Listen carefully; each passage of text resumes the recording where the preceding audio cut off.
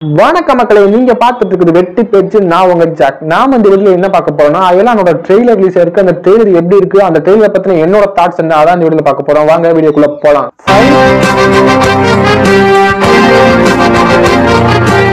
Finally அயலான் release ஆக போது. அயலானை சுத்தி ஏகப்பட்ட பிரச்சனைகள் இருந்தாலும் மூவி டீம் அதெல்லாம் கடந்து இந்த பொங்கலுக்கு மூவியை ரிலீஸ் பண்ண போறாங்க. 2015 இன்று நேற்று நாளில் தரமான ஹிட் கொடுத்த ரவிக்குமார் அவரோட செகண்ட் பிலிம் 2024, அதாவது 9 வருஷம் கழிச்சு கொடுக்க போறாரு.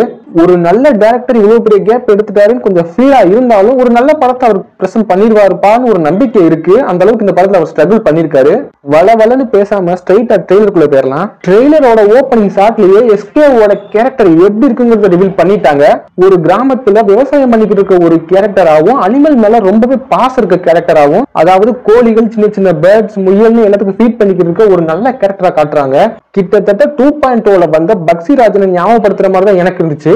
அடுத்த ஃப்ரேம்ல வெட்டிக்கிளிலாம் படையெடுக்கிற மாதிரி ஒரு ஃப்ரேம் காட்டுறாங்க. இதனால அங்க இருக்க விவசாயம் கூட அழிஞ்சு போகலாம். இதனால அவரோட அம்மா கூட தங்கி இந்த கிராமத்தை விட்டு அவர் சிட்டிக்கு வரலாம் வேலை தேடி. சிட்டிக்கு வந்த சிவகார்த்திகேயன் கோதண்டம் யோகி பாபுவோட ரூம்மேட்டா மாறாது. அப்படி சிட்டில கஷ்டப்பட்டு இருக்க சிவகார்த்திகேயன் இந்த ஏலியன் மாட்டுது.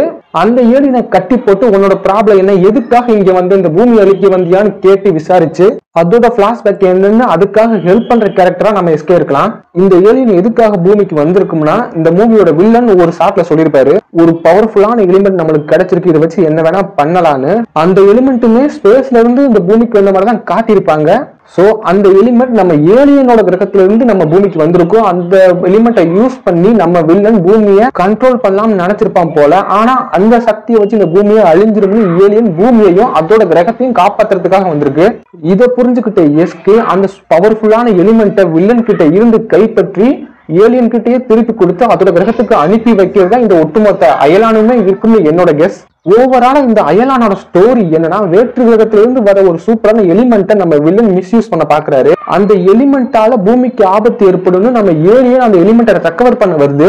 வில்லன் அந்த ஏலியனே ஒரு கட்டத்துல பிடிச்சி டிராப் பண்ணி வைக்க அந்த ஏலியனை வில்லன் இருந்து காப்பாத்தி அந்த எலிமெண்ட்டையுமே கைப்பற்றி நம்ம எஸ்கே பூமியையும் அந்த ஏலியனையும் காப்பாத்தி அவங்க கிரகத்துக்கு அனுப்பி வைக்கிறாரு. அதான் இந்த ஒட்டுமொத்த ஸ்டோரி. ட்ரெய்லர் செம்ம ஸ்ட்ராங்கா இருக்கு, பார்க்கவே பயங்கர குவாலிட்டியா இருக்கு. ஒவ்வொரு ஷாட்டையுமே ஸ்கிரீன் ஷாட்டை எடுத்து வால்பேப்பர் வைக்கிற அளவுக்கு ஒர்த்தா இருக்கு.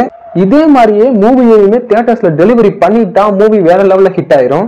எனக்கு தெரிஞ்ச விஎஃப்எக்ஸ் எங்க அடிவாங்காதுன்னு நினைக்கிறேன் மூவில. ஏன்னா இந்த மூவியோட விஎஃப்எக்ஸ் டீம் யாருன்னா ஃபேண்டம் விஎஃப்எக்ஸ். இவங்க இதுக்கு முன்னாடி மிகப்பெரிய ஹாலிவுட் ப்ராஜெக்ட்ஸ் எல்லாம் ஒர்க் பண்ணிருக்காங்க.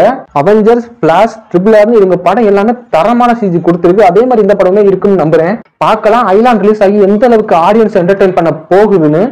ஏன்னா இது வரைக்கும் தமிழ் சினிமால ட்ரை பண்ணாத நியூ அட்டெம்ப்ட் இவங்க ட்ரை பண்ணிருக்காங்க. இந்த படம் குழந்தைகளை மட்டும் பேஸ் பண்ணாம ஃபேமிலி ஆடியன்ஸை ஃபோக்கஸ் பண்ணி எடுத்த படம். அதனால இந்த மூவிக்கு சக்சஸ்ங்கிறது மிகப்பெரிய அளவுல இருக்கும். இந்த படம் 200 கோடி பாக்ஸ் ஆபீஸ் கலெக்ட் பண்ணிதான் பார்க்கலாம். இந்த வீடியோ அவ்வளவுதான். இந்த வீடியோ பிடிச்சிருந்தா மறக்காம லைக் பண்ணிக்கோங்க, கமெண்ட் பண்ணுங்க. அடுத்து ஒரு நல்ல வீடியோல உங்களை பாக்குற வரையும் டாடா, பை பை.